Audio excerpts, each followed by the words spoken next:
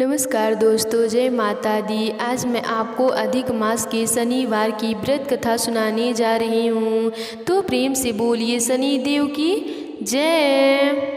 एक समय की बात है कि 9 ग्रहों के बीच श्रेष्ठता को लेकर विवाद हो गया। सभी ग्रह देवराज इंद्र के पास पहुँचे कि यह आप फैसला करके बताइए कि हम 9 ग्रहों में कौन श्रेष्ठ हैं। देवराज इंद्र ने इस समस्या का समाधान करने के लिए सभी ग्रहों को राजा विक्रमादित्य के पास भेज दिया।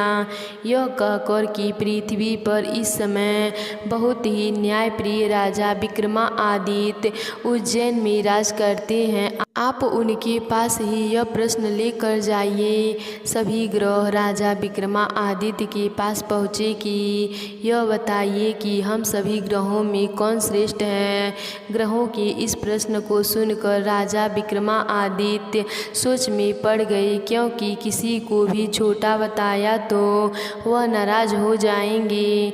राजा ने प्रश्न का उत्तर देने के लिए एक युक्ति निकाली। राजा विक्रमादित्य ने 9 धातुओं के 9 अलग अलग सिंहासन बनाए। सभी ग्रहों को इन पर बैठने के लिए कहा और साथ ही यह भी बताया कि जो अंत में बैठेगा वह छोटा होगा। सबसे अंत में लोहे का सिंहासन होने के कारण शनि देव सबसे अंत में बैठ पाए।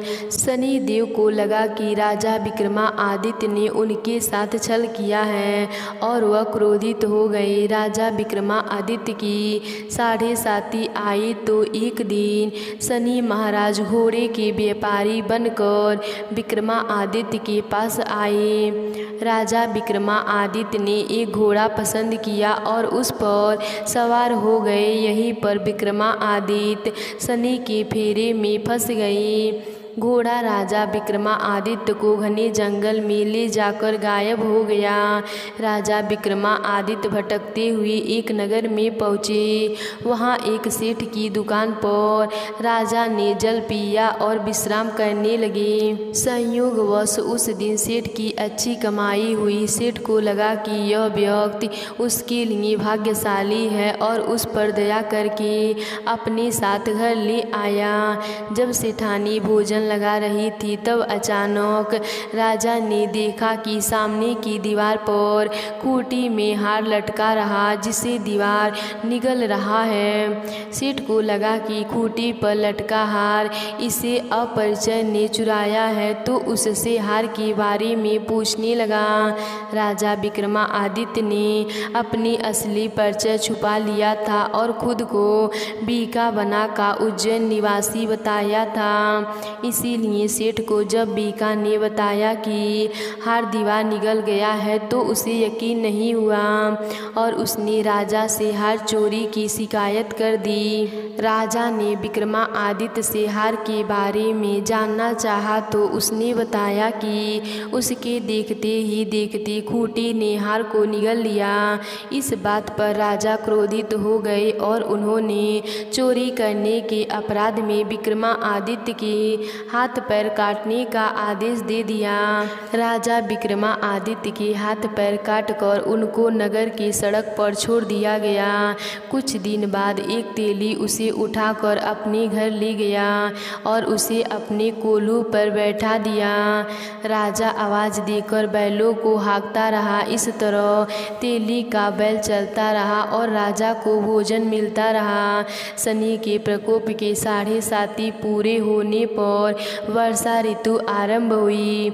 राजा विक्रमादित्य एक रात मेघ मल्हार गा रहे थे कि तभी नगर की राजा की लड़की राजकुमारी मोहिनी रथ पर सवार होकर उस तेली के घर के पास से गुजर रही थी। उसने मेघ मल्हार राग सुना तो वह मोहित हो गई। राजकुमारी ने दासी को भेजकर गाने वाले को बुला लाने के लिए कहा। दासी ने लौटकर राजकुमारी को अपंग राजा के बारे में सब कुछ विस्तार से बता दिया। राजकुमारी अपाहिज राजा से इस तरह प्रभावित हुई थी कि उसने मन ही मन यह निश्चय कर लिया था कि वह अपाहिज राजा से ही विवाह करेंगी। राजकुमारी ने अपने माता पिता से जब यह बात बताई तो वे सभी यह बात जानकर हैरान रह गए।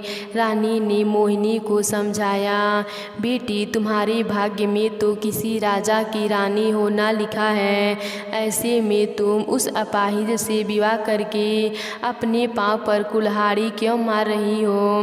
राजकुमारी तो मन में ठान चुकी थी कि अपनी जिद नहीं छोड़ेंगी। अपनी जिद पूरी कराने के लिए उसने भोजन करना छोड़ दिया और प्राण त्यागने का निश्चय कर लिया।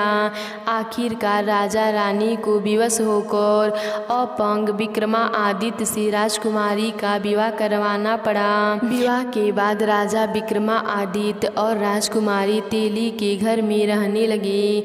उसी रात स्वप्न में शनिदेव ने राजा से कहा, राजा तुमने मेरा प्रकोप देख लिया, मैंने तुम्हें अपने अपमान का दंड दिया है। राजा ने शनिदेव से क्षमा करने को कहा और प्रार्थना की, हे शनिदेव आपने जितना दुख मुझे दिया है अन्य किसी को न देना। शनिदेव ने कुछ सोचकर कहा, राजा मैं तुम्हारी प्रार्थना स्वीकार करता हूँ। जो कोई स्त्री पुरुष मेरी पूजा करेगा, शनिवार को व्रत करके मेरे व्रत कथा को सुनेगा, उस पर हमेशा मेरी अनुकंपना बनी रहेगी। प्रातःकाल राजा विक्रमादित्य की नींद खुली तो अपने हाथ पांव को देखकर राजा को बहुत खुशी हुई। उसने मन ही मन शनिदेव को प्रणाम किया। राजकुमारी भी राजा के हाथ पांव सही सलामत देखकर आश्चर्य में डूब गई। तब राजा विक्रमादित्य ने अपना परिचय देते हुए शनि के प्रकोप की सारी कहानी सुनाई। सेठ को जब इस बात का पता चला तो वह दौड़ता हुआ तेली के घर पहुंचा और राजा के चरणों में गिरकर क्षमा मांगने लगा। राजा ने उसे क्षमा कर दिया क्योंकि यह सब तो शनिदेव के प्रकोप के कारण हुआ था। सेठ राजा को अपने घर ले गया और उसे भोजन कराया। भोजन करते समय वहाँ एक आश्चर्यजनक घटना घटी। सबके देखते देखते उस खूंटी ने हार को उगल दिया। सेठ जी ने अपनी बेटी का विवाह भी राजा के साथ कर दिया और बहुत से स्वर्ण आभूषण धन आदि देकर राजा को विदा कर दिया। राजा विक्रमादित्य राजकुमारी मोहिनी और सेठ की बेटी के साथ उज्जैन पहुँचे तो नगरवासियों ने हर्षपूर्वक नगर की सीमा पर ही उनका स्वागत किया। अगले दिन राजा विक्रमादित्य ने पूरे राज्य में घोषणा करवाई कि शनिदेव सभी ग्रहों में श्रेष्ठ हैं। सभी नगरवासी शनिदेव का व्रत करें और शनिवार को शनि की पूजा करें एवं शनि व्रत की कथा सुनें। राजा विक्रमादित्य की घोषणा से शनिदेव बहुत प्रसन्न हुए। शनिवार का व्रत करने और व्रत कथा सुनने के कारण सभी लोगों की मनोकामनाएं पूरी होने लगी। तो प्रेम से बोलिए शनिदेव की जय। किसी गांव में एक ब्राह्मण अपने परिवार के साथ रहते थे।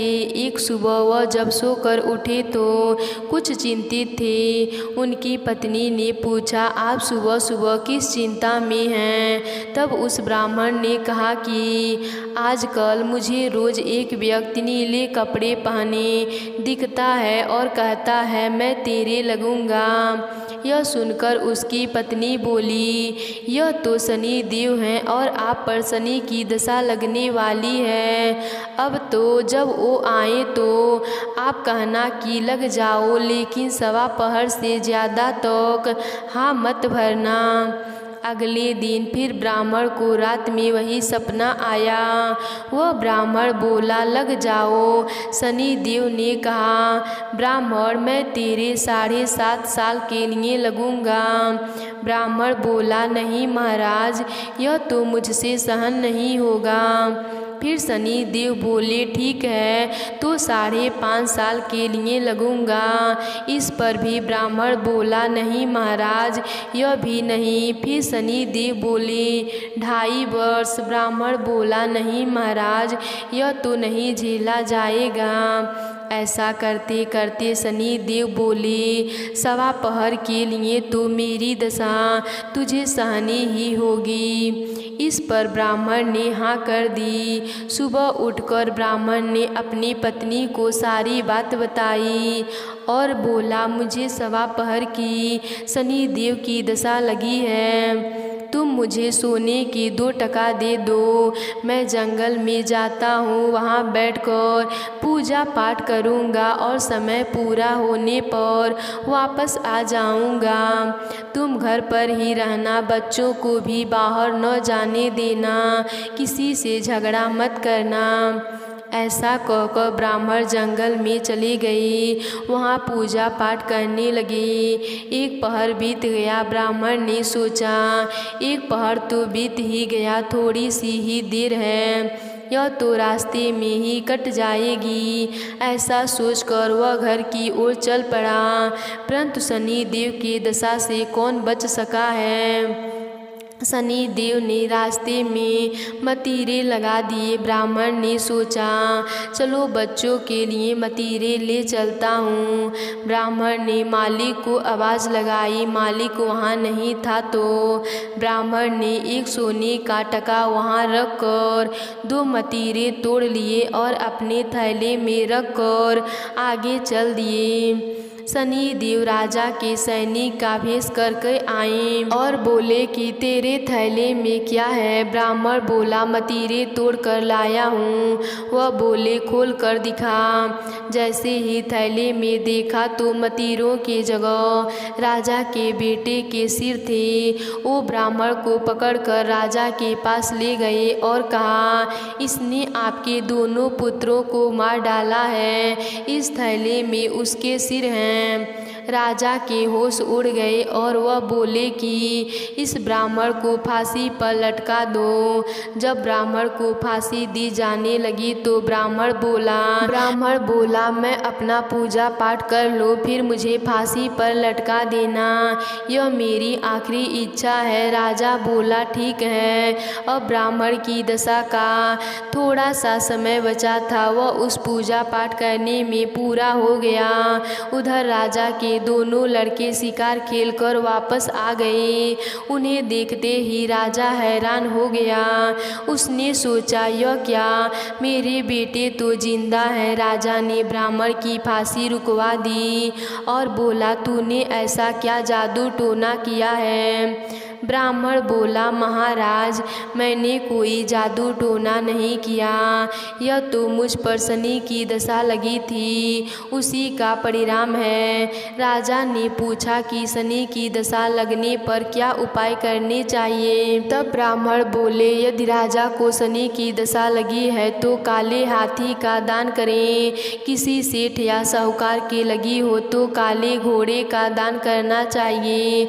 साधारण गृहस्थ को लगी हो तो काले कुत्ते को तेल से चूपड़ी रोटी दें, पीपल जल से सींचे और कथा कहानी करें। इसके बाद राजा ने ब्राह्मण को छोड़ दिए। ब्राह्मण घर पहुंचा तो उसकी पत्नी ने पूछा, थैले में क्या लाए हो। तो ब्राह्मण बोला, मतीरे लाया हूँ बच्चों के लिए। पत्नी ने थैला खोला तो देखा 2 मतीरे के जगह धन की ही धन है। पत्नी ने पूछा, इतना धन कहाँ से लाए हो, आपको तो शनि की दशा लगी थी। ब्राह्मण बोला, जब दशा लगी थी तो मतीरे के जगह सिर कर दिए। फांसी लगवाने पड़वाने की तैयारी होने लगी और जब उतरी तो मतीरे के जगह धन कर दिए। हे शनि महाराज, जैसे आपने ब्राह्मण पर कृपा करी वैसे ही सब पर करना, लेकिन जैसे आपने ब्राह्मण की दशा बिगाड़ी वैसे किसी की मत बिगाड़ना। तो प्रेम से बोलिए शनिदेव की जय।